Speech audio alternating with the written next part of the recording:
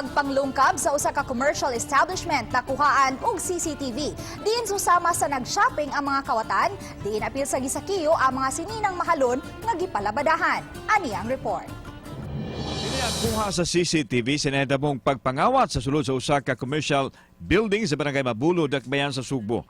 Gipang-uting kay nila ang matag cubicle sa naasoy buhatan, tiin nakuha nila ang mga salapi o mga mahalon nga butang nga gipangbilin sa mga empleyado.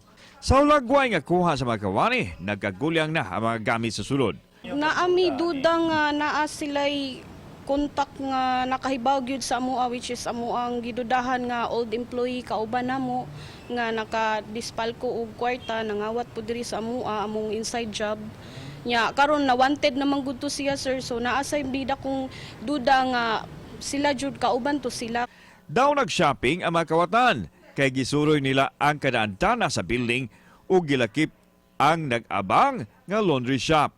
Gawa sa cash, gipangkuha usab nila ang mga gipanglabhan nga mga branded nga sinina sa mga customer. Basig damoy day nakapalit or gibaligya sa inyo ha. Palihog lang mi og sulti sad sa mo aron ma-hour sad mi diri. Mauli in taon na mo kay dako-dako ra ba jud nga kantidad. Dili lang usa ka higayon tungod kay nagbalik-balik na diay ang mga kawatan katulo ka higayon nga mikatkat ngadto sa ikatulong antana. Samtang walay gwardya ang establishmento kay nagsalig sila nga safety sanglit aduna may CCTV ug aduna say roll-up door.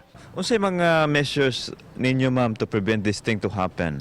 Actually, nag-prepare namin para i-construct ang dere Sir Alan sa area sa ilang entry of passes para medyo mo taas-taas, and then butangan ni siya og razor blade para dili na sila maglisod na sila entry again. Samtang natumbok na sa mga pulis ang duha sa mga suspek kinsa gihulagway nilang manghiguay gyud sa dapit. So natay na identify basis na kuha sa CCTV nato. At the same time sa witnesses nga nasa palibot, doon na natay na identify nga duha ka personalities nga until now atong ipadayon atong hot pursuit gyapon. Manirahay gyud na sila dinon sila mga previous case nga mao gyapon longkab on nga nakapiyansa lang.